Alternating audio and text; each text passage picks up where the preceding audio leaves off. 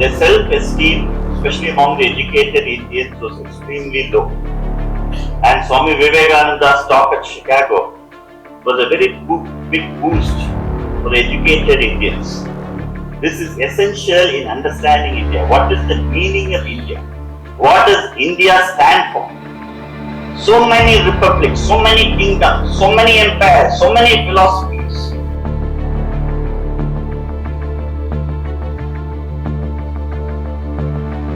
As we all know, Sri Aurobindo edited the Arya between 1914 and 1921. And this Renaissance in India and other essays on Indian culture is part of the Arya. Now, Sri Aurobindo's writings in Vande Mataram, Karma Yogin, or even before in New Lamps for Old, he glorifies Indian culture and traditions. And he speaks about the greatness of India. At that time, in the self-esteem, especially among the educated Indians, was extremely low. And Swami Vivekananda's talk at Chicago was a very big boost for the educated Indians. And Sri Aurobindo, in his writings, if you see up to the Arya, 1914, Vande Mataram, Karma Yogin articles, he repeatedly speaks of India as a mighty Shakti, about the greatness of Indians, their inherent strength, the spiritual greatness of India. At the same time, he also talks about the need to do the self-correction in certain aspects. So, Arya, 1914 and between 1914 and 1921, in that appears the Renaissance in India 1918, Indian culture and external influence 1919, is India civilized 1918-1919, and the defense of Indian culture 1919-1921. So in Arya you have essays on the Gita, the life divine, ideal of human unity, human cycle, secret of Veda, his commentaries on the Upanishads, the foundations of Indian culture. So you have in the Arya his great commentaries on the Vedas, the Upanishads and the Bhagavad Gita. And his human cycle and ideal of human unity are much neglected books on sociology. The Indian sociological departments must necessarily prescribe his books on, and history departments have to prescribe his books on ideal of human unity, human cycle, war and self-determination. And you have his excellent commentary on the Bhagavad Gita, essays of the Gita. And his commentary on the Vedas, the secrets of the Veda, in which he differed from Sayanacharya's ritualistic interpretation. He gave us a mystic interpretation.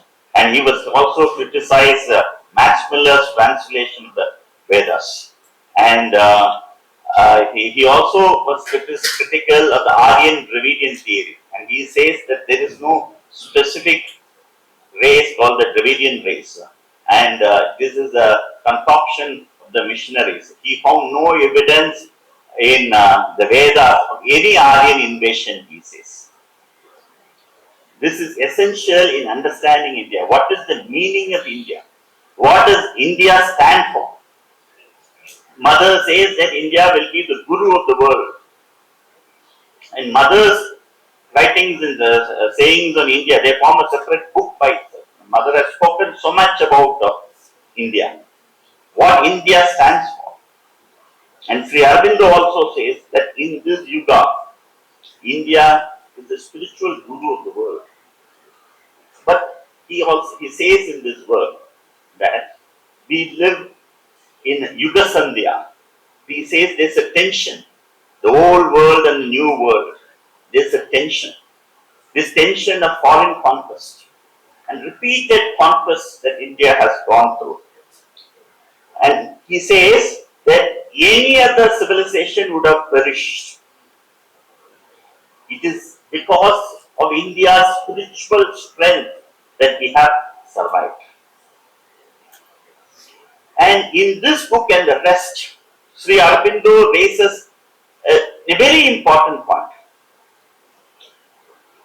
Unless we connect ourselves with the Vedas, the Upanishads, the Bhagavad Gita, the Itihasas, the Puranas, the Vedic and Upanishadic tradition of India, we cannot understand the oneness of this nation. We are essentially one because of our connection with the Vedas. And Sri Aurobindo time and again refers to the Vedic heritage of Bharat. And he says India is a giant Shakti. So many republics, so many kingdoms, so many empires, so many philosophies. He refers here to Shankara, to Ramanuja, to Madhva, to Chaitanya, to Kabir, to Nanak, to Andal, to so many from the Vedic times, the Upanishadic times, the Itihasas, the Puranas. Then you have the commentaries by the Acharyas. Then you have the Bhakti tradition, the great Bhakti tradition. Then you have so many kingdoms, so many monuments, so many arms, so many Shastras written. It's this kind of prodigious production. This has no parallel in human history. There's no parallel for this in human